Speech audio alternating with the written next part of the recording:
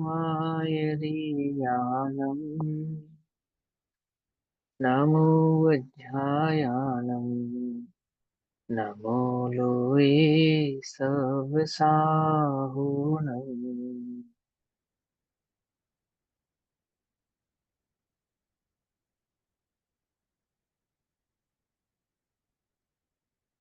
तज्जयति परं ज्योतिः समं समस्तैरनन्तपर्याये दर्पणतुल्यं सकला प्रतिफलति प्रकाशमाकायत्र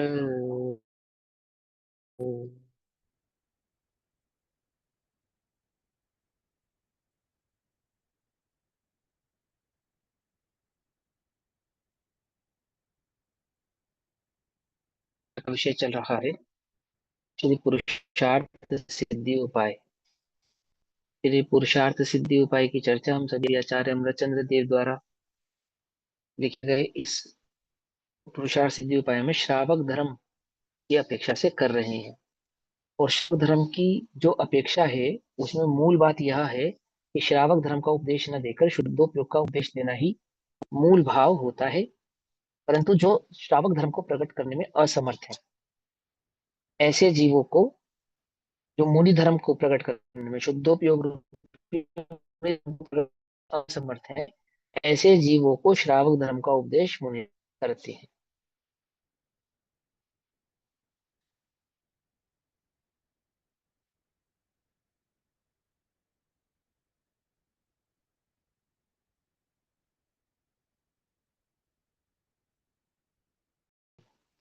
हाँ, तो पेज नंबर 66 भाव चल रहा था।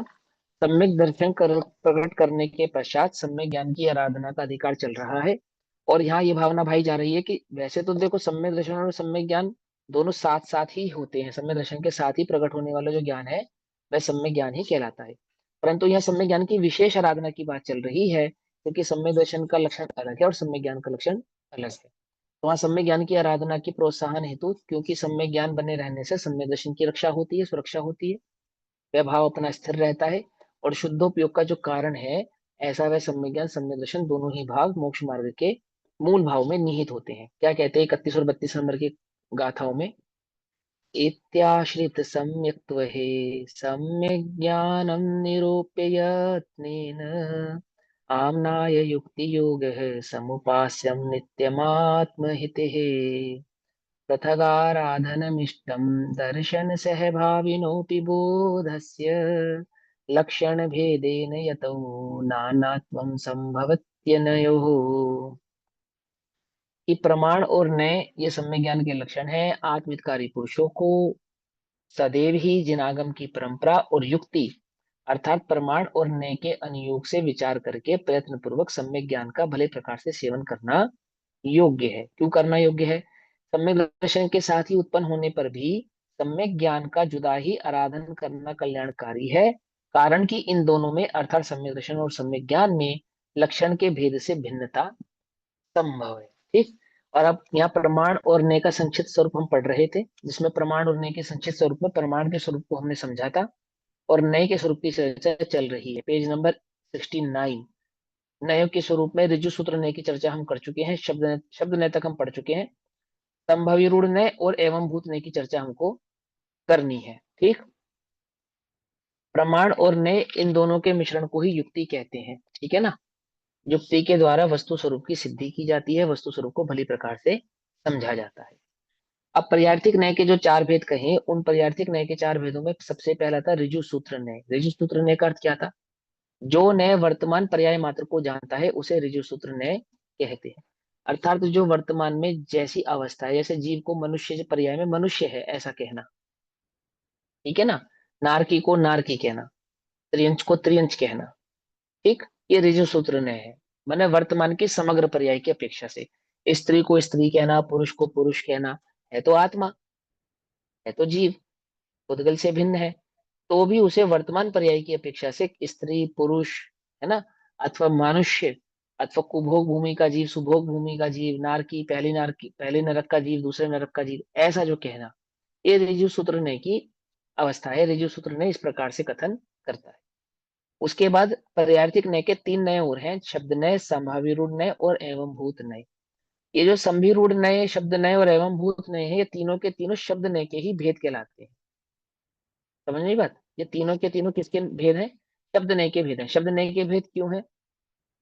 शब्द नय के भेद इसलिए है क्योंकि जो आगम कहा जाएगा, जो मोक्ष मार्ग कहा जाएगा, वो शब्दों के माध्यम से ही कहा जाएगा, है ना। और आपको शब्दों के भाव को समझ में आना चाहिए, क्योंकि यदि आप शब्दों का मर्म, उनके भाव को नहीं समझेंगे, तो आप शब्दों के द्वारा कहे गए मार्ग को भी समझ नहीं पाएंगे। समझ नहीं ये पाए? आपने यदि द्रव्यार्थिक हम नय के डायरेक्ट 3 आत्मा, भेद बताए थे। द्रव्यार्थिक नय के ये 3 भेद पर्यायवाची बताए नय थे। के 3 थे। नैगम नय और वो वाला द्रव्यार्थिक नय, संग्रह नय और व्यवहार हाँ, नय। वो तो संकलन। हाँ, ये तो संकलन न्याय की अपेक्षा से बताया था कि वो हाँ। वस्तु स्वरूप को बतला, देखो, वस्तु स्वरूप को बतलाता है, वो नय है। निश्चय की अपेक्षा भी से भी समझाता है और व्यवहार की अपेक्षा से भी समझाता है। द्रव्यार्थिक की अपेक्षा भी समझाता है और पर्यायार्थिक की अपेक्षा से भी समझाता है। यहाँ पे निश्चय और व्यवहार की चर्चा नहीं चल रही, यहाँ पे द्रव्यार्थिक और पर्यायार्थिक नय की अपेक्षा से बात को चल रही है। थोड़ा सा ये डिफरेंस द्रव्यार्थिक बताना, थोड़ा डिफरेंस बताना द्रव्यार्थिक निश्चय व्यवहार। द्रव्यार्थिक नय का क्या काम है? द्रव्यार्थिक नय का काम है जो द्रव्य की चर्चा करता है, बस। ठीक है ना। द्रव्य की चर्चा करे उसको द्रव्यार्थिक नय कहते हैं। जैसे जीव द्रव्य, उद्गल द्रव्य, धर्म द्रव्य, आकाश द्रव्य, काल द्रव्य, है ना। इनकी मुख्यताओं से जो चर्चा की जाए, द्रव्य की मुख्यताओं से जो चर्चा की जाए, सो द्रव्यार्थिक नय है। और द्रव्य की पर्यायों की, स्थूल पर्यायों की अपेक्षा से जो चर्चा की जाए, वो पर्यायार्थिक नय है। पर्यायार्थिक नय में सूक्ष्म पर्याय भी होती हैं, ऐसा नहीं है सूक्ष्म पर्याय नहीं होती, लेकिन मूलतः स्थूल पर्याय की अपेक्षा से समझो आप यहाँ पे कि जो द्रव्य की मोटी मोटी पर्याय की अपेक्षा से चर्चा की जा रही है, परिणमन की अपेक्षा से चर्चा की जा रही है, तो वह पर्यायार्थिक नय कहलाता है। आगे बस समझ में। अब जो निश्चय नय और व्यवहार नय है, तो निश्चय नय और व्यवहार नय द्रव्य की और पर्याय की अपेक्षा से चर्चा नहीं करते हैं। निश्चय में भी पर्यायों की चर्चा होती है, व्यवहार में भी पर्यायों की चर्चा होती है। शालिनी दीदी समझ रहे हो?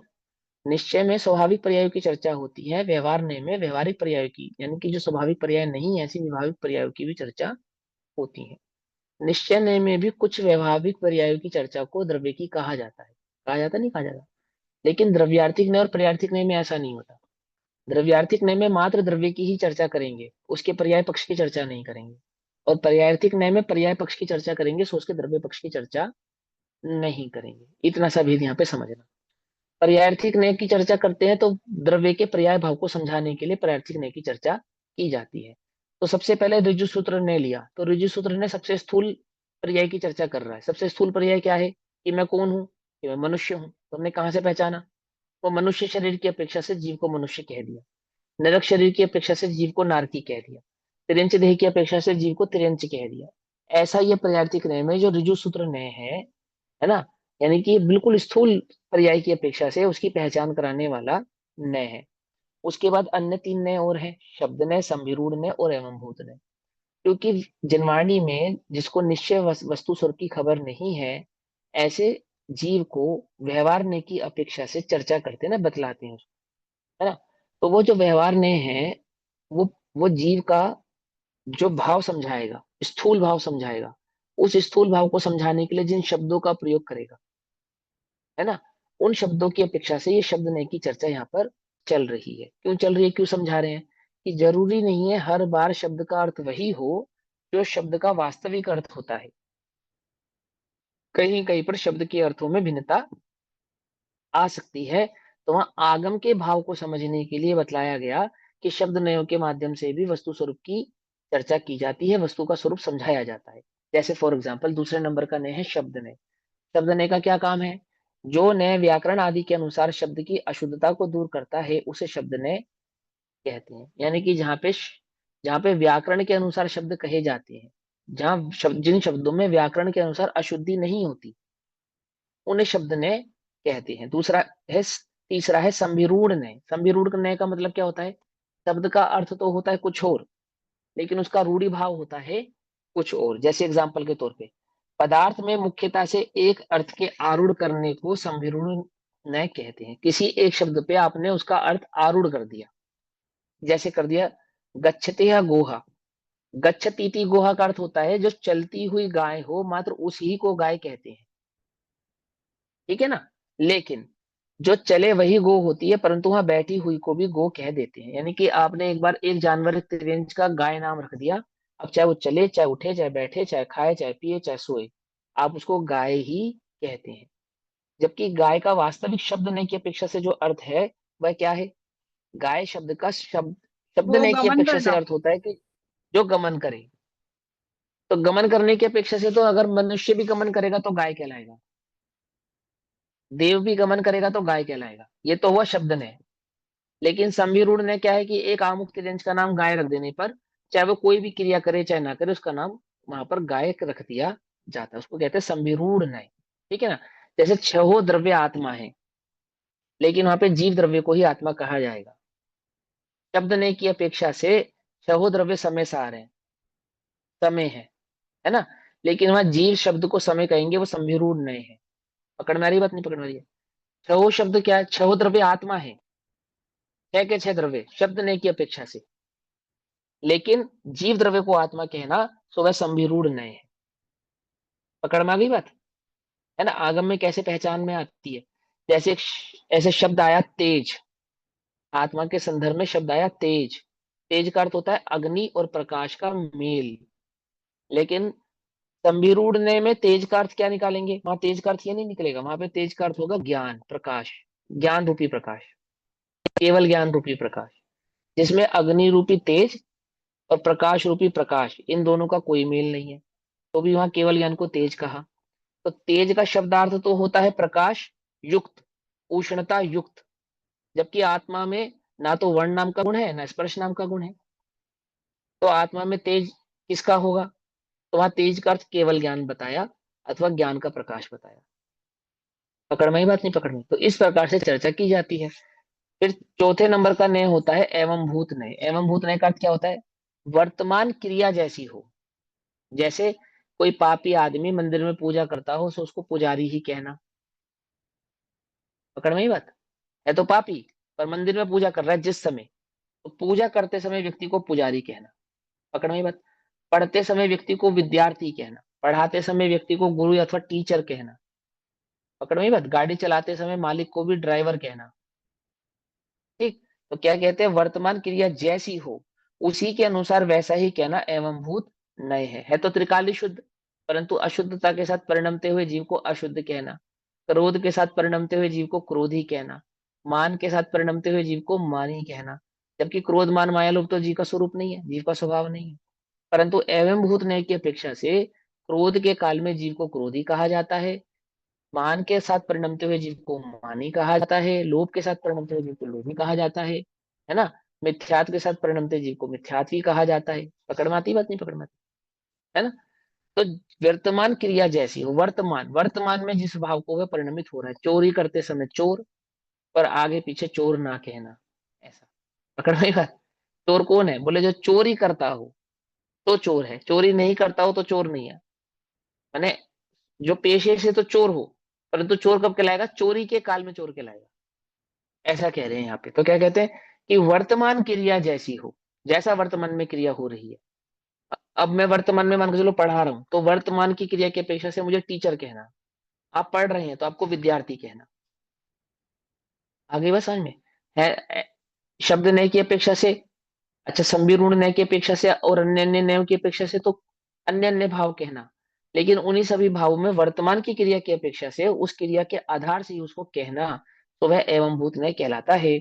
उसी के अनुसार वैसा ही कहना एवं भूत नय है। जैसे चलती हुई गो को कहना, सोती हुई अथवा बैठी हुई को गो ना कहना। अर्थात जो चल रहा है सिर्फ उसी को गाय कहना, और जो अन्य क्रिया करता हो सो उसको गाय नहीं कहना। जैसे गो, गाय का शब्द का जो वास्तविक अर्थ था क्या था? वो कि जो गमन करे सो गाय, गो। तो गमन करते हुए को ही गाय कहना, अन्य को गाय ना कहना। तो ये किसका नाम है? वो एवं भूत नय का कार्य है। इस प्रकार नय के भेद जानना चाहिए, क्योंकि नयों के अनुसार क्या होता है? वस्तु मतलब स्वरूप का कि शब्द प्रतिपादन नय में तो ये बताया होता है, है। जो गमन करे, चाहे वो देव गमन करे वो भी गो हो गया। और एवं हम्म। भूत नय में ये बताया है कि जो नहीं नहीं गमन, नहीं, जो शब्द नय में ये नहीं, शब्द नय में ये नहीं बताया। शब्द नय में ये बताया कि जो व्याकरण के अनुसार उस बात का अर्थ होता है वही अर्थ लगाना, वही अर्थ लगाना। और यहाँ पे तो क्रिया की अपेक्षा से कहना, वर्तमान की क्रिया हो रही है उस क्रिया की अपेक्षा से जो वास्तविक बात है उसको कहना। वो तो उदाहरण है ना। मैंने भी बताया ना, जैसे मैं पढ़ा रहा हूँ, तो मैं टीचर नहीं हूं, लेकिन पढ़ा रहा हूं, इसलिए इस समय मेरे को टीचर कहना। आप स्टूडेंट नहीं, आप विद्यार्थी नहीं है, लेकिन आप पढ़ रहे हैं, इस समय आप पढ़ रहे हैं, तो इस वक्त आपको विद्यार्थी कहना। वर्तमान की क्रिया के अनुसार उसको कार्य को करते हुए, कार्य की अपेक्षा से उस भाव को कहना। जैसे किसी चलते हुए भाव को, चलते हुए जीव को गाय कहना, उदाहरण दिया उन्होंने। ठीक है ना। और शब्द नय का अर्थ क्या होता है? शब्द नय का अर्थ होता है जो शब्द है उसका वही अर्थ होना। जैसे हिमांशु नाम है मेरा, तो हिमांशु का अर्थ क्या होता है? हिमांशु का अर्थ तो होता है चंद्रमा डीडी का, टाइप। चंद्रमा का प्रकाश या चंद्रमा की किरण, है ना। या चंद्रमा का प्रकाश कहो, चंद्रमा की किरण कहो, या चांदनी कहो, या ओस कहो, ये अर्थ होता है। लेकिन हूं तो नहीं ना मैं, चंद्रमा से तो मेरा दूर दूर तक भी संबंध नहीं है, है ना। तो शब्द ने नहीं लगाया जाएगा मेरे मेरे नाम के अर्थ में। मैं मनु, है ना, वो तो संविरूढ़ नय है, यानी लोक में रूढ़िवादिता से जो नाम रख दिए जाते हैं, उसकी अपेक्षा से वो बात है यहाँ पर ऐसा। इनमें शब्द ने, संविरूढ़ ने एवं एवं भूत ने को शब्द ने कहते हैं। इस प्रमाण नय के संयोग को युक्ति कहते हैं। और नय प्रमाणम युक्ति इति वचनात्, यहाँ पर प्रमाण नय को थोड़ा सा कथन इसलिए कर दिया है कि प्रमाण नय के बिना पदार्थ के स्वरूप को यथार्थ ज्ञान नहीं होता है। प्रमाण और नय के बिना वस्तु स्वरूप को यथार्थता पहचाना और जाना जा सकता नहीं है। प्रमाण नय अधिगम अर्थात वो, ये तत्वार्थ सूत्र का सूत्र है, जिसका अर्थ क्या है? प्रमाण और नय के बिना पदार्थ के स्वरूप को जाना नहीं जा सकता। बोधस्य दर्शन प्रमाण और नय सहभाविनोपि से पृथक। ज्ञान होता है भैया। इसका अर्थ है, हाँ शाब्दिक हाँ अर्थ है हाँ। कि प्रमाण और नय से ज्ञान होता है। और अधिगम से, माने ज्ञान। हाँ, ज्ञान होता है मतलब वस्तु स्वरूप को जाना जाता है, ऐसा ज्ञान। प्रमाण और नय के हाँ आधार जी। से वस्तु स्वरूप को जाना जाता है। हाँ। यहाँ पे जो ज्ञान होता है, कहने का तात्पर्य है वस्तु स्वरूप के संदर्भ का ज्ञान। अब ज्ञान तो प्रमाण और नय के कैसे ज्ञान होता है? जैसे टी है, कछुआ है ना, उनकी चीजें हैं। अब उनको तो क्या नाम है, ज्ञान नहीं है क्या?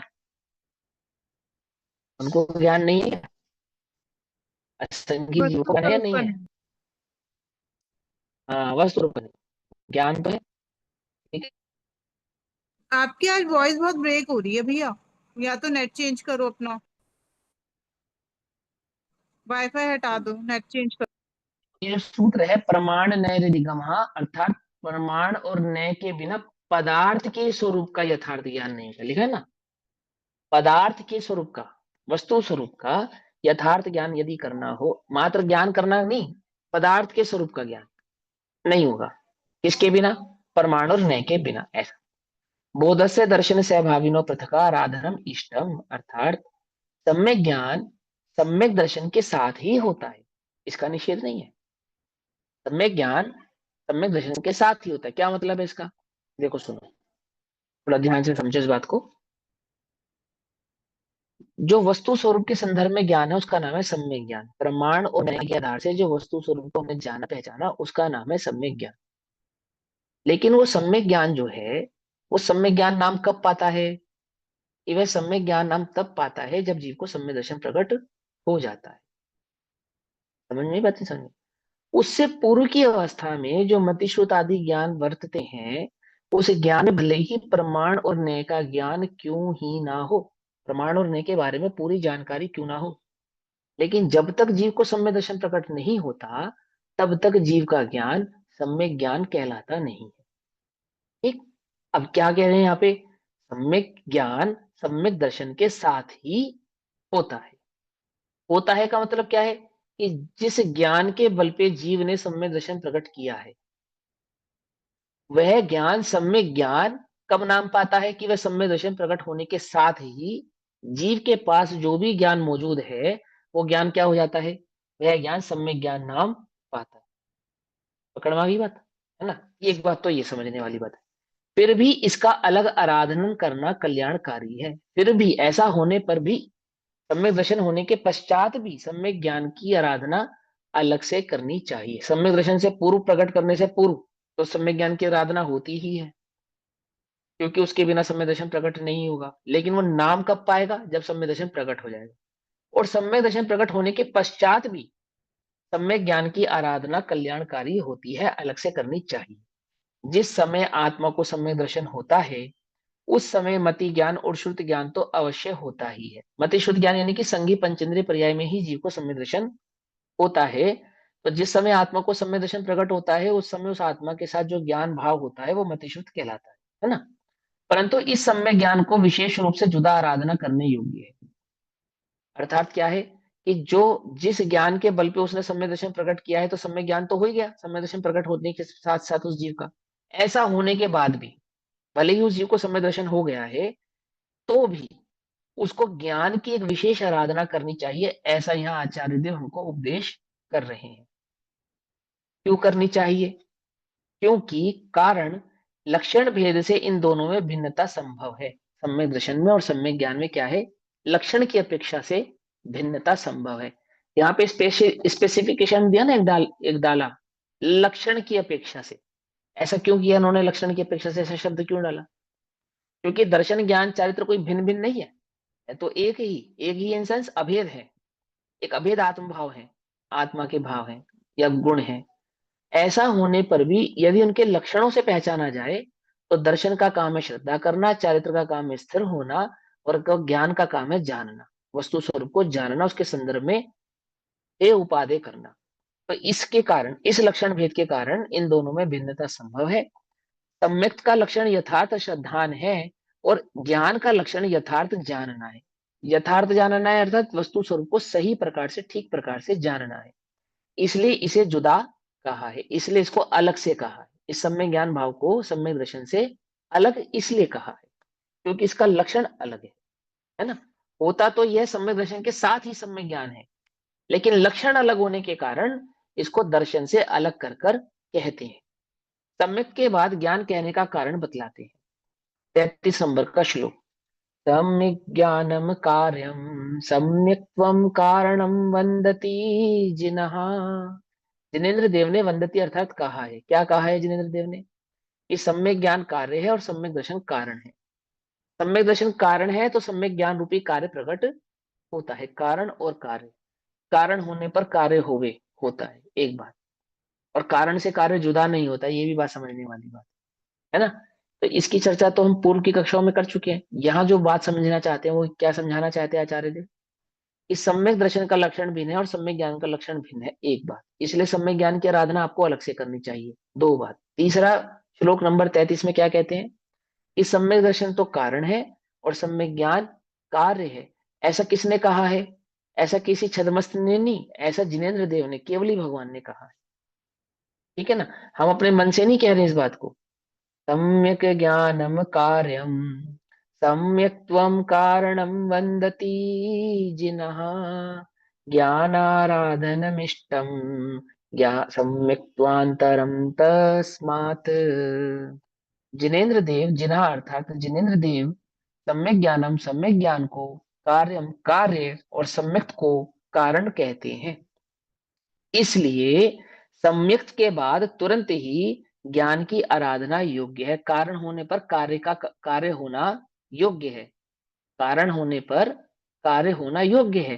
तो सम्यक दर्शन कारण है और सम्यक ज्ञान कार्य है। क्योंकि सम्यक ज्ञान कार्य है इसलिए सम्यक दर्शन के पश्चात सम्यक ज्ञान रूपी कार्य का होना योग्य ही है। ऐसा भगवान कहते हैं।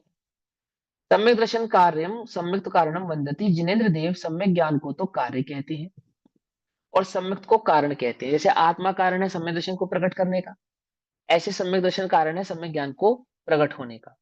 क्योंकि सम्यक ज्ञान नाम सम्यक दर्शन प्रकट होने के पश्चात ही पाता है, इसलिए सम्यक ज्ञान कार्य हो गया, सम्यक दर्शन कारण हो गया। मतिश्रुत ज्ञान पदार्थ को तो जानते थे, यानी कि वर्तमान में जो जीव का ज्ञान है, जैसे अभी अपने को सम्यक दर्शन नहीं है, अपने को जो ज्ञान है ये ज्ञान कहलाता है मतिश्रुत ज्ञान। तो ये मतिश्रुत ज्ञान वस्तु स्वरूप को तो पहचानने का चेष्टा कर ही रहे ना, जानता ही है ना। जब सम्यक दर्शन के पश्चात ही सम्यक ज्ञान होना है तो ये बात तो पक्की है कि सम्यक दर्शन से पूर्व की अवस्था में जो सम्यक दर्शन का पुरुषार्थ होगा वो मिथ्या ज्ञान में होगा, क्योंकि सम्यक ज्ञान तो सम्यक दर्शन के बाद ही नाम पाने वाला है। तो उस मिथ्या ज्ञान के अंदर होने वाला जो मति शुद्ध रूप परिवर्तना वाला ज्ञान है ना, इसमें जो वस्तु स्वरूप का जानना हो रहा है ना, तो वस्तु स्वरूप तो ठीक ठीक जान रहा है, भली प्रकार से जानता है, कोई गलत नहीं जान रहा है। यदि मिथ्या ज्ञान में वस्तु स्वरूप को गलत जानेगा तो सम्यक दर्शन प्रकट कैसे करेगा? ऐसा होने पर भी सम्यक दर्शन प्रकट होने के बाद ही ज्ञान को सम्यक ज्ञान कहेंगे, ऐसा यहाँ जिनेन्द्र देव समझा रहे।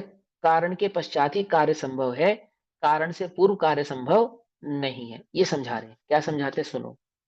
मति ज्ञान श्रुत ज्ञान पदार्थ को तो जानते थे, परंतु सम्यक के बिना उनकी संज्ञा, उन पदार्थों को जानने की संज्ञा भी कुमति ज्ञान और कुश्रुत ज्ञान ही थी।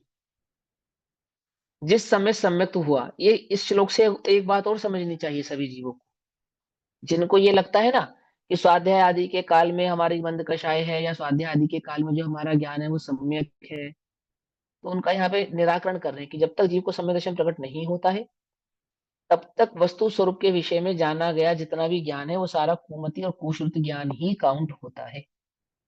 ये कह रहे हैं यहाँ पे। तो क्या कहते हैं? पदार्थ को तो जानते थे, पदार्थ को जानते थे मतलब, पदार्थ को जानते थे का मतलब, जो जैसा जिनेन्द्र देव ने वस्तु का स्वरूप कहा है वैसा जानते थे, ये है इसका मतलब। क्योंकि पदार्थ का स्वरूप कौन जानता है जगत में? हर कोई थोड़ी पदार्थ के स्वरूप को जानता है। लोक तो जो पदार्थ नहीं है उसको पदार्थ कहता है, लोक तो जो पदार्थ का वास्तविक स्वरूप नहीं है उसको भी पदार्थ कहता है। लोक में तो क्या है? काल्पनिक पदार्थों को पदार्थ कहा जाता है ना। लेकिन जिनेन्द्र देव के मत में जो वास्तविक पदार्थ है, द्रव्य पदार्थ का मतलब होता है द्रव्य गुण पर्याय सहित का द्रव्य अथवा तत्वादी भाव। तो द्रव्य, तत्व या पदार्थ तीनों एकार्थवाची फिलहाल यहाँ पर समझने चाहिए। समझ में आ रहा है सबको? नहीं समझ में आ रहा है? मैं फास्ट तो नहीं चल रहा आज? पकड़ मारी बात। जब कहते हैं यहाँ पे पदार्थ, तो यहाँ पदार्थ कहने का मतलब क्या होता है? यहाँ पदार्थ कहने का मतलब द्रव्य भी है, तत्व भी है। ठीक है ना? पदार्थ तो है ही है, छल ग्रहण नहीं करना, सही से समझना इस बात को। तो पदार्थ को तो जानते थे, पदार्थ को तो जानते थे मतलब क्या? कि जैसा केवली भगवान के द्वारा वस्तु का स्वरूप बतलाया गया है, ऐसा आगम के माध्यम से अथवा श्री गुरु के मुख के माध्यम से द्रव्य गुण पर्याय के स्वरूप को तो जानते थे। लेकिन लेकिन क्या? परंतु सम्यक्त के बिना, सम्यक दर्शन के बिना उस जाने हुए पदार्थ की संज्ञा भी कुमति और कुश्रुत ज्ञान ही थी। समझ नहीं पा? वो जो जाना गया पदार्थ था ना, अपने मन से तो जाना नहीं था, कल्पना से तो जाना नहीं था, जाना तो जिनवाणी के माध्यम ही से था, जाना तो श्री गुरु के माध्यम से ही था। और ठीक ठीक भी जाना था, कोई ऐसा भी नहीं कि गलत जान लिया था। जीव को जीव जाना था, पुद्गल को पुद्गल जाना था, आदि आदि, जैसा जिन आगम में वस्तु का स्वरूप कहा है वैसा का वैसा ही जाना था। लेकिन सम्यक दर्शन प्रकट नहीं हुआ था, तो उनकी संज्ञा क्या थी? कुमति ज्ञान और कुश्रुत ज्ञान ही थी। जिस समय सम्यक हुआ उसी समय उनकी मति ज्ञान और श्रुति ज्ञान संज्ञा हुई। क्या कहा? जिस समय जीव को सम्यक दर्शन हुआ उस समय उस कुमति ज्ञान की मति ज्ञान और उस कुश्रुत ज्ञान की श्रुत ज्ञान संज्ञा हो गई।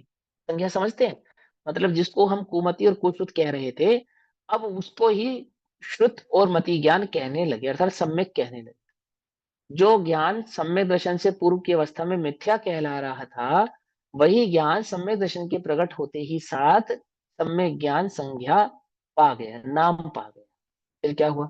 अतः ज्ञान तो था, सम्यक दर्शन से पूर्व इस जीव को ज्ञान तो था, और सम्यक दर्शन से प्रकट करने से पूर्व अगर सही सही ज्ञान नहीं होता तो सम्यक दर्शन कैसे प्रकट करता, जरा बताओ। अगर इस जीव को वस्तु स्वरूप का ज्ञान सही सही नहीं होता तो ये जीव सम्यक दर्शन प्रकट कैसे करता? अगर इसने सम्यक दर्शन प्रकट किया है तो किसके बल पे किया है? मिथ्या ज्ञान के बल पे किया है? बोलो, किस ज्ञान के बल पे इस जीव ने सम्यक दर्शन प्रकट किया है? मिथ्या ज्ञान के बल पे किया है या सम्यक ज्ञान के बल पे किया है? किस ज्ञान के बल पे किया है? समझ में आ रही बात? नहीं सम्यक समझ में आ रही है? ज्ञान के बल पे किया है। हाँ। मैं तो कहूं, देखो सही सही से समझो तो आगम के बल पे किया है। ठीक है। क्योंकि अवलंबन है ना, उसी को काउंट किया जाता है। उसने सम्यक दर्शन को प्रकट करने के लिए अवलंबन किसका लिया था? आगम का अवलंबन लिया था, नहीं लिया था? है ना? आगम के बल पे किया, लेकिन तो भी यदि तारतम्यता से समझे, वस्तु स्वरूप से समझे, तो आत्मा ने अपने ज्ञान के बल पे ही उस सम्यक दर्शन को प्रकट किया। तो भी ऐसा होने पर भी वो जो ज्ञान है सम्यक दर्शन से पूर्व तो मिथ्या ही नाम पा रहा था, और सम्यक दर्शन प्रकट होने के पश्चात ही उस ज्ञान को सम्यक ज्ञान संज्ञा प्राप्त हुई। एक बात फिर क्या कहते हैं? ज्ञान तो था, परंतु सम्यकपना तो सम्यक्त से ही हुआ है। ज्ञान तो था और सही भी था, लेकिन सही सही है ये स्टैंप कब प्राप्त होगी? वह सम्यक्तता से प्राप्त होती। देखो फॉर आपको एक एग्जांपल के तौर पे समझाते, आप लोग मॉल में जाते हो ना, मॉल मॉल में जाते हो, तो मॉल में एंट्री लेने से पहले आपके बैग की चेकिंग होती है। एंट्री लेने से पहले बैग की चेकिंग होती है, नहीं होती है? तो वो बैग में क्या चेक करते हैं कि ये बैग अंदर ले जाने लायक है या नहीं, ऐसा चेक करते हैं ना। तो ये बैग आप अंदर ले जा सकते हैं या नहीं ले जा सकते, उस मशीन का यही काम होता है ना, कि इस बैग में कोई ऐसा पदार्थ ना हो जिसे आप अंदर ले जाना अलाउ नहीं है, जिसको अंदर ले जाना अलाउ नहीं है, ऐसा कोई पदार्थ इस बैग के अंदर नहीं होना। तो आप घर से चले, तो आपका बैग पास होने से पहले, वेरीफाई होने से पहले वेरीफाई है या नहीं?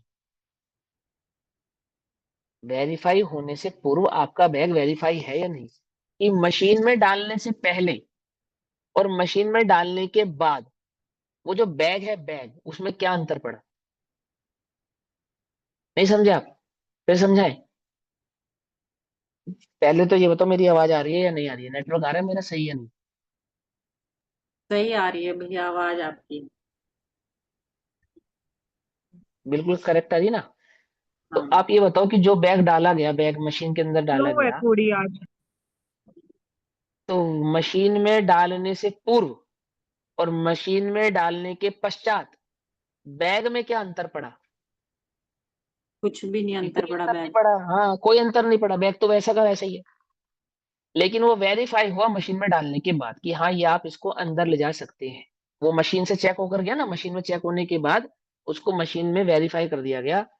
तो वेरीफाई हुआ क्योंकि वो वेरीफाइड था।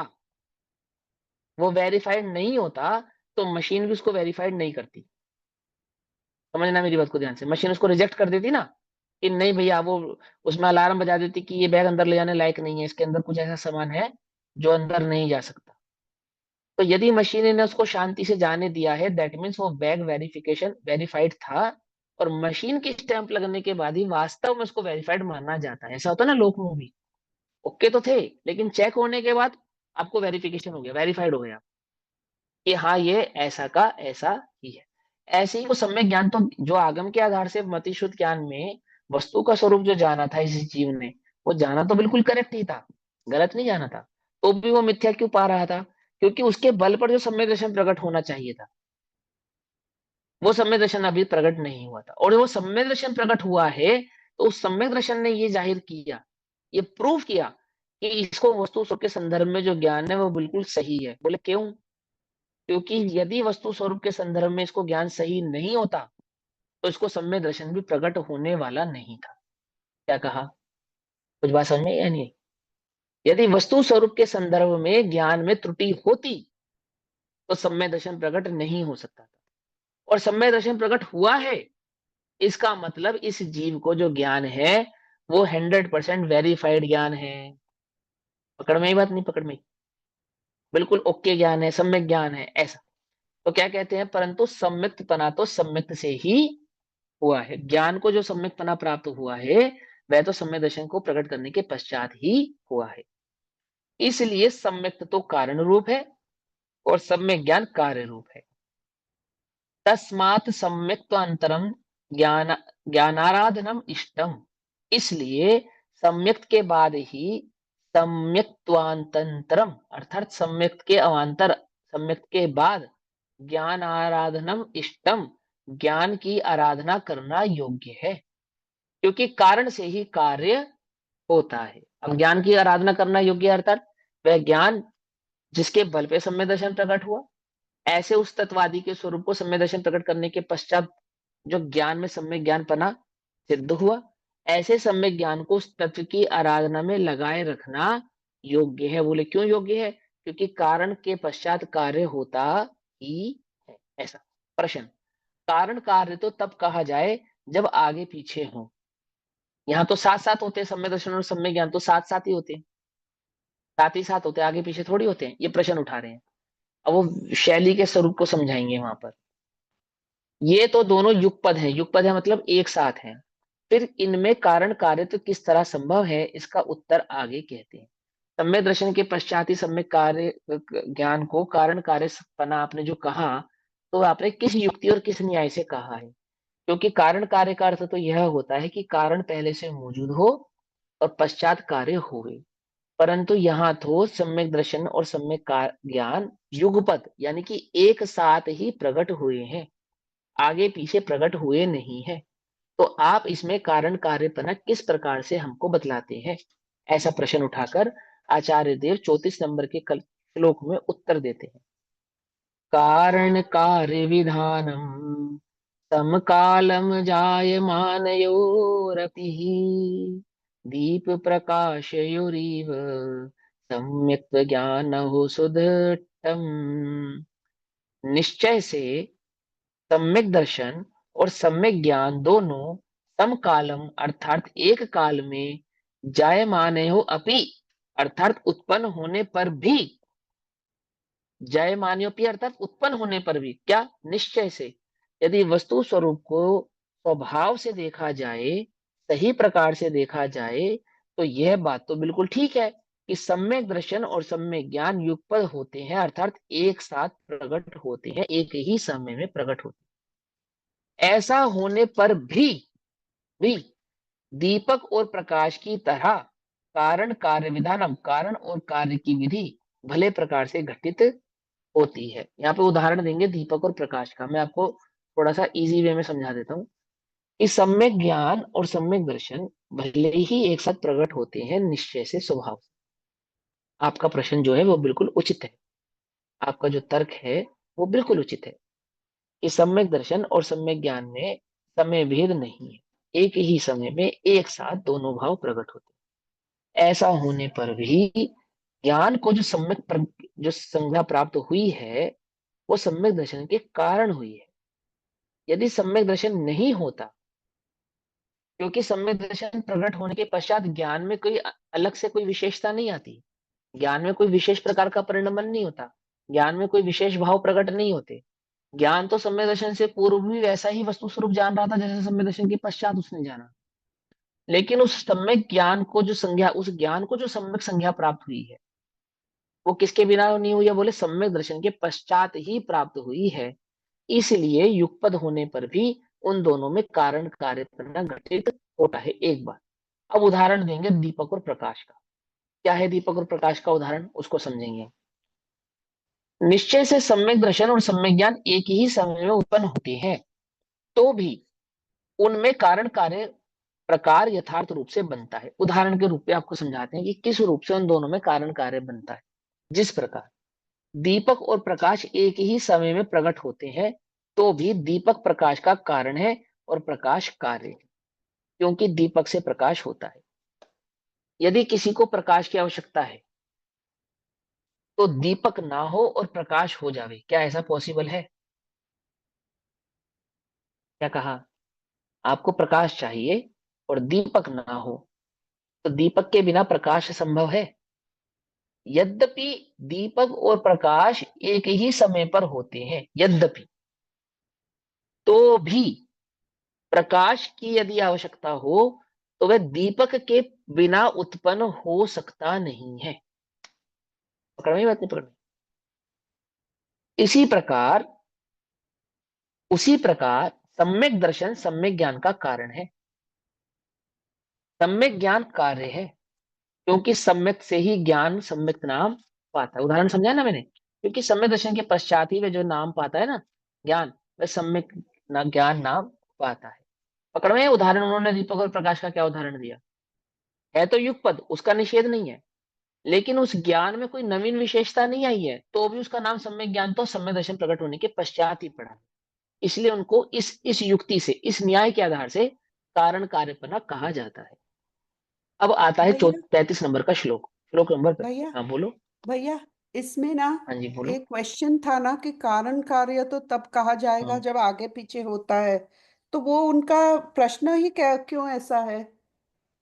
क्योंकि दीपक और आइए, प्रकाश में तो दिखते हैं कि आगे पीछे नहीं होता है, तो ऐसा क्यों कहते हैं कि ऐसे ही होना चाहिए, अरे वही आगे तो पीछे प्रश्न किया वाला? ना, देखो सुनो सुनो। उन्होंने प्रश्न ये कहा कि लोक में कारण कार्यपने में समय भेद होना चाहिए। पहले कारण होता है फिर कार्य होता है। ये एक सिंपल तर्क है, वो साधारण सा तर्क है कि कारण है और एक कार्य है, तो पहले कारण होगा फिर कार्य होगा।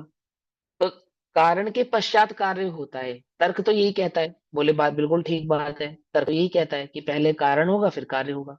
लेकिन समय दर्शन के संदर्भ में तो क्या होता है कि दोनों युगपद होते हैं, एक साथ होते हैं, आगे पीछे तो होते नहीं है, दोनों होते तो एक साथ ही है। तो वहां ये समझाते हैं कि सुनो भाई, आपने जो बात कही है वो बिल्कुल उचित है, बिल्कुल ठीक कह रहे हो आप गलत थोड़ी कह रहे हो। सम्यक दर्शन के साथ सम्यक ज्ञान प्रकट होता है और दोनों युगपद होते हैं, एक साथ प्रकट होते हैं, बिल्कुल करेक्ट बात है। लेकिन आप हमें एक बात ये बताओ कि वो जो सम्यक ज्ञान है, उस सम्यक ज्ञान में जो वस्तु का स्वरूप है, वो सम्यक दर्शन से पूर्व की अवस्था में कोई गलत था क्या? जैसा वस्तु का स्वरूप था वैसा ही उस ज्ञान ने जाना था या नहीं जाना था? मेरी बात को समझ रहे हो? यदि जीव ने पदार्थ का ज्ञान, पदार्थ का स्वरूप सम्यक दर्शन से पूर्व मिथ्या या गलत जाना होता, तो क्या उस जीव को सम्यक दर्शन प्रकट हो सकता था? ये प्रश्न है। मैं इस समय मुझे सम्यक दर्शन नहीं, मैं मिथ्या दृष्टि हूं, मुझे सम्यक दर्शन प्रकट करना है। तो तत्वार्थ श्रद्धानम सम्यक दर्शन, कि तत्वों के स्वरूप को सही प्रकार से जानकर ही मुझे सम्यक दर्शन की प्राप्ति हो सकती है ना? तो वो जो तत्वों का स्वरूप मैं जानूंगा इस मिथ्या ज्ञान में, यदि मैं इस तत्व के स्वरूप को गलत जानूं, सही प्रकार से निर्णय ना करूं, ठीक ठीक प्रकार से नहीं जानूं, तो क्या मुझे सम्यक दर्शन प्रकट हो जाएगा? नहीं प्रकट होगा। तो इसका मतलब क्या है कि सम्यक दर्शन प्रकट होने से पूर्व ज्ञान में जो वस्तु का स्वरूप था वो तो बिल्कुल करेक्ट था, एकदम सही था। ऐसा होने पर भी आप उसे सम्यक ज्ञान नाम नहीं दे रहे थे, क्योंकि आगम वचन क्या है कि सम्यक ज्ञान नाम सम्यक दर्शन होने के पश्चात ही पाता है। क्योंकि उस ज्ञान को सम्यक दर्शन होने के साथ ही सम्यक ज्ञान नाम प्रकट प्रकट हुआ है, संज्ञा प्राप्त हुई है, इसलिए इन दोनों में कारण कार्यपना संभव है। आई बात समझ में या नहीं समझ में? समझ नहीं बात? ज्ञान तो है, सम्यक दर्शन प्रकट होने के पश्चात कोई विशेष ज्ञान हो गया वो ऐसा नहीं है। सम्यक दर्शन प्रकट होने के बाद ज्ञान के अंदर कुछ और अधिक भाव प्रकट आए हो, कोई अलग से वस्तु स्वरूप को जानो, ऐसा नहीं है। लेकिन इसको संज्ञा सम्यक दर्शन प्रकट होने के पश्चात ही प्राप्त हुई है सम्यक ज्ञान की, इसलिए इस ज्ञान और दर्शन के संदर्भ में कारण कार्यपना संभव है, ऐसा कहते हैं। अब इस सम्यक ज्ञान का क्या लक्षण है? तो श्लोक नंबर 35 में सम्यक ज्ञान के लक्षण को बतलाते हैं। जैसे सम्यक दर्शन के लक्षण बताए थे ना 8 अंग, सम्यक दर्शन का लक्षण बताए थे और 8 अंग बतलाए थे, ऐसे यहाँ सम्यक ज्ञान के लक्षण को बतलाते हैं 35वें नंबर के श्लोक में। कर्तव्यो अध्यवसायः सदनेकान्तात्मकेषु तत्त्वेषु संशय विपर्ययानध्य विविक्ताम् आत्मरूपम तत्।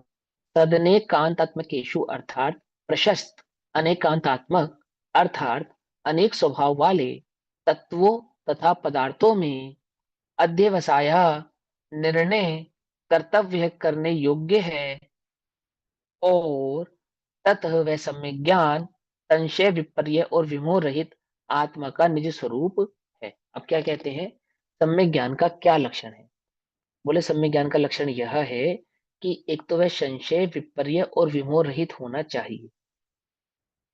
एक वह संशय विपर्य विमोह रहित जो आत्मा का निज स्वरूप लक्षण स्वरूप ज्ञान है, एक तो यह, और कैसा है वह संशय विपर्य और विमोह किस संदर्भ में? कि वो वस्तु के संदर्भ में, वो जो पदार्थ है और पदार्थ का जो भाव है, तत्व है, उसमें प्रशस्त अनेकांतात्मक अर्थात अनेक स्वभाव वाले तत्वों तथा पदार्थों में निर्णय करने योग्य, जिसने वस्तु के अनंत धर्मात्मक अनंत गुणात्मक भाव को इतने अच्छे से पहचाना हो। बोले कितने अच्छे से पहचाना हो कि उसके जानने में ना संशय है, ना विपर्य है और ना ही विमोह है। ना तो पदार्थ के स्वरूप को जानने में किसी प्रकार का संशय है, ना ही पदार्थ के स्वरूप को जानने में कोई विपरीतता है, कोई उसने पदार्थ के स्वरूप को उल्टा नहीं जाना है, और मोह रहित है, विमोह है, अर्थात जिसमें मोह का अभाव हो गया है, अर्थात जिसमें अनंतानुबंधी या दर्शन का अभाव हो गया है, ऐसा वह ज्ञान सम्यक ज्ञान कहलाता है ना। टीका करते हैं। अनेकांत है स्वभाव जिसका, ऐसे पदार्थों का ज्ञान पूर्वक निर्णय करना योग्य है। क्या कहते हैं?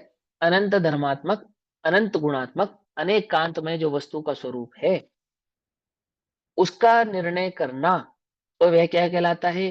वह सम्यक ज्ञान का लक्षण कहलाता है, उसका निर्णय हो जाना।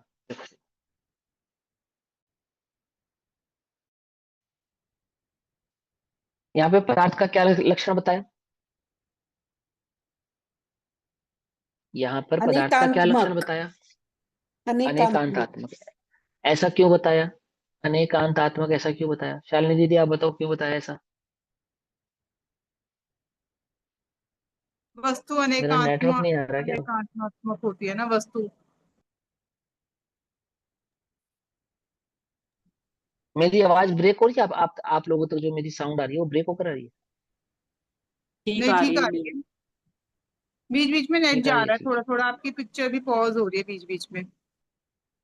हाँ, वस्तु पता नहीं क्या हो रहा है। अनेकांत सुनो, अनेकांतात्मक होती है, इसीलिए यहाँ पे पदार्थ को अनेकांतात्मक कहा है। सर भैया अनेक देखो अनंत सुनो, धर्म और अनंत गुण है, इसलिए अनंत अनंत अनेक अनेकांतमक। अनंत गुण और अनंत धर्मों अनेकांतात्मक को है। अनंत गुण और अनंत धर्मों को समझने के लिए हमें हमें अनेक अपेक्षाएं लगानी पड़ेगी, इसके लिए अनेकांतमक है। हाँ, वो देखो सुनो, पदार्थ का लक्षण अनेकांतात्मक कहा है क्योंकि वो अनंत गुण और अनंत धर्मों वाला है। ये बिल्कुल करेक्ट है आपकी बात, है ना। आप लोग जो उत्तर दे रहे हो वो बिल्कुल सही दे रहे हो। अब यहाँ पे विशेष भाव क्या है वो समझा रहा हूँ मैं आपको। क्योंकि ये देखो, ये तर्क के आधार से, युक्ति के आधार से वस्तु स्वरूप समझा रहे हैं ना हमको आचार्य अमरचंद्र जी। तो वो क्या समझाना चाहते हैं कि जगत में पदार्थ को कहने वाले और पदार्थ को जानने वाले, ऐसा दावा करने वाले बहुत लोग हैं। समझे ना? जन्मांध सिंदूर विधानम, याद है? इसी ग्रंथ के प्रारंभ की दूसरे तीसरे नंबर का श्लोक। तो क्या कहते हैं वो? कि जगत में इस बात का दावा करने वाले तो बहुत लोग हैं कि मैं पदार्थ को जानता हूं, मुझे पदार्थ का स्वरूप पता है। लेकिन वे जिस पदार्थ को पदार्थ कहते हैं, अथवा पदार्थ का जो स्वरूप उनको ज्ञात है, क्या वो पदार्थ अनंत धर्मात्मक अनंत गुणात्मक स्वभाव वाला है, ऐसा वो जानते हैं? क्योंकि जगत में जिन भी जीवों ने, जिन भी मतों ने पदार्थ की सिद्धि की है या पदार्थ को स्वीकार किया है, तो उन्होंने पदार्थ के यथार्थ स्वरूप को नहीं जाना है। अर्थात उन्होंने उस द्रव्य को अनंत धर्मात्मक और अनंत गुणात्मक ऐसा स्वीकार नहीं किया है। समझे?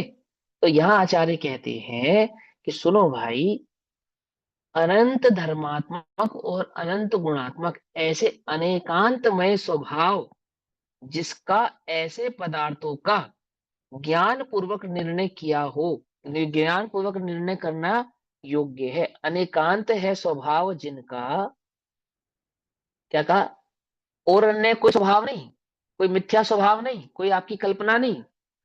अनेकांत है स्वभाव जिनका, ऐसे पदार्थों का ज्ञान पूर्वक निर्णय करना तो योग्य है। ज्ञान पूर्वक निर्णय करना, ज्ञान पूर्वक निर्णय करना, निर्णय करना अर्थात सम्यक दर्शन करना। ज्ञान पूर्वक अर्थात स्वभाव को भली प्रकार से पहचान कर उनका श्रद्धान करना, अर्थात सम्यक दर्शन करना कि ओहो वस्तु स्वरूप ऐसा है। पकड़ में ही बात? नहीं पकड़ में?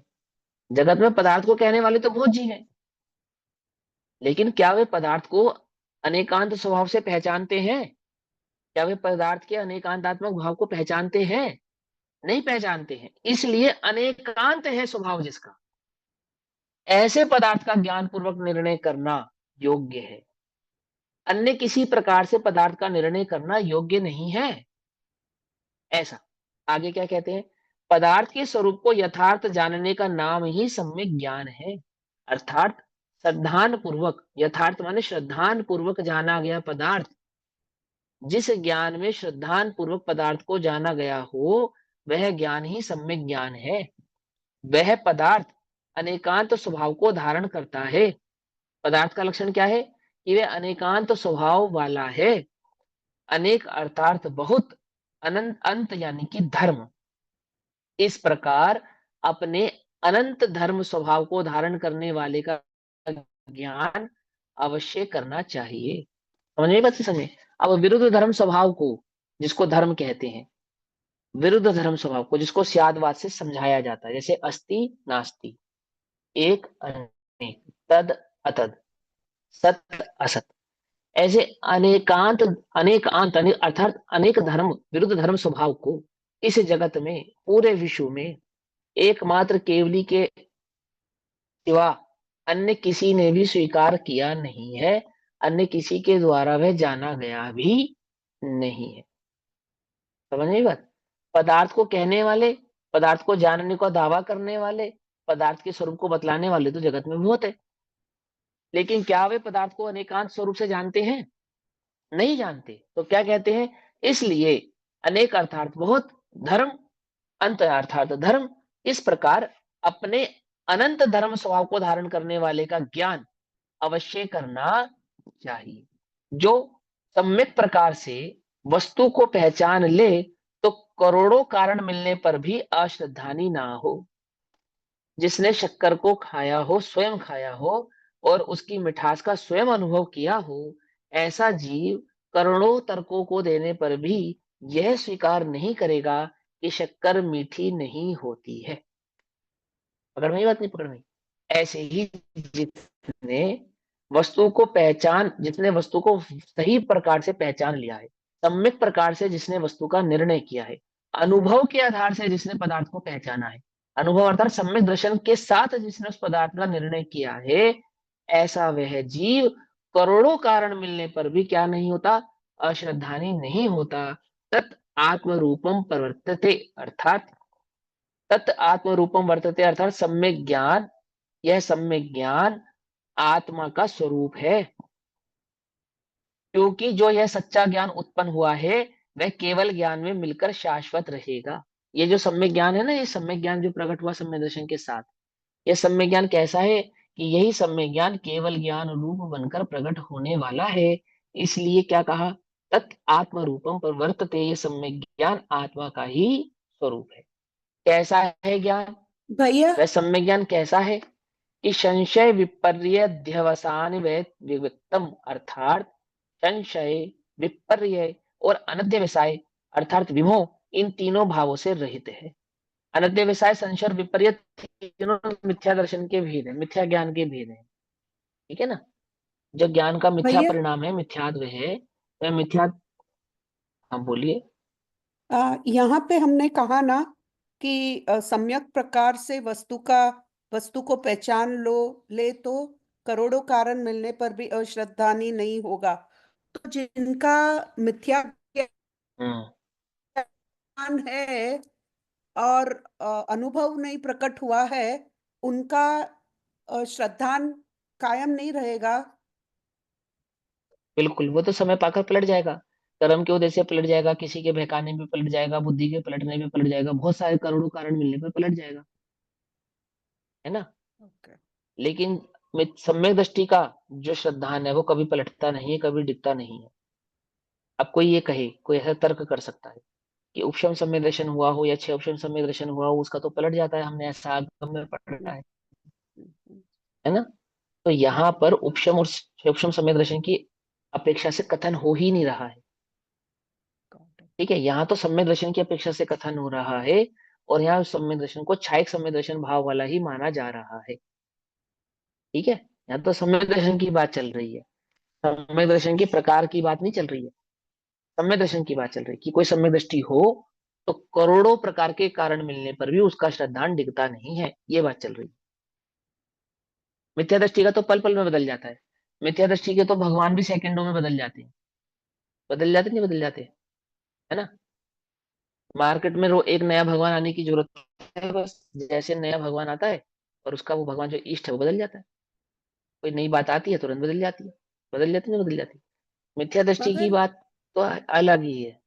मगर भैया हम लोग भी मिथ्या दृष्टि है, मगर हमारा श्रद्धान भगवान में हमारे अपने तीर्थंकर भगवान में ही है ना, हम कहाँ अलग अलग भगवान को कुछ भी करते हैं। हमने तो सीख लिया ना कि यही करने का है, और उसका भी हमने भी ऐसे अगर डिसीजन सम्यक किया, दर्शन अगर यही सम्यक सही है। दर्शन अगर अगर सम्यक दर्शन प्रकट नहीं किया तो पर्याय बदलने पर बदल जाएगा, भले इस पर्याय में श्रद्धा ना बदले। समझे? अधिक से अधिक क्या होगा, इस पर्याय में नहीं बदलेगा, जब ये पर्याय बदलेगी तब श्रद्धान बदल जाएगा। लेकिन सम्यक दृष्टि का तो किसी भी पर्याय के बदलने पर, जो नरक का नार की सम्यक दृष्टि है ना, उसका श्रद्धान भी कायम है, ज्यों का त्यों है। जैसे आपने कहा कि हमें तो सच्चे देव का श्रद्धान हो गया है, और हम तो अपने सच्चे से देव के प्रति ही श्रद्धान रखते हैं, अन्य के प्रति नहीं रखते।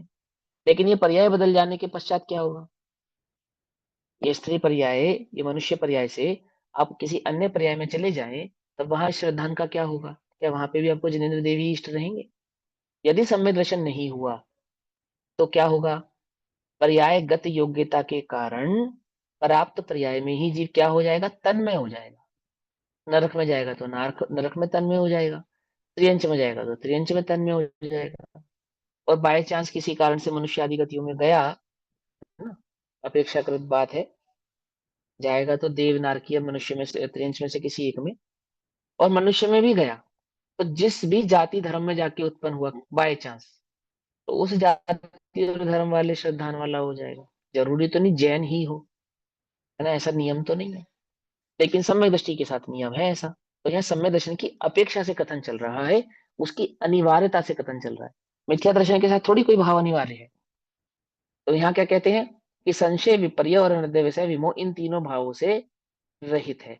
अब संशय का स्वरूप क्या है, विपर्य का स्वरूप क्या है, और अनद्य विषय का स्वरूप क्या है, इसकी चर्चा करेंगे। तो अभी समय हुआ, इसकी चर्चा यथा योग्य समय पर करेंगे। तब तक के लिए सभी को जय जिनेन्द्र। ओम नमः सिद्धेभ्यः। निज निधि निज में बताई, यह अनंत उपकार है, उसके लिए जिनवाणी माँ को वंदना शतबार। नमो रिहंताण।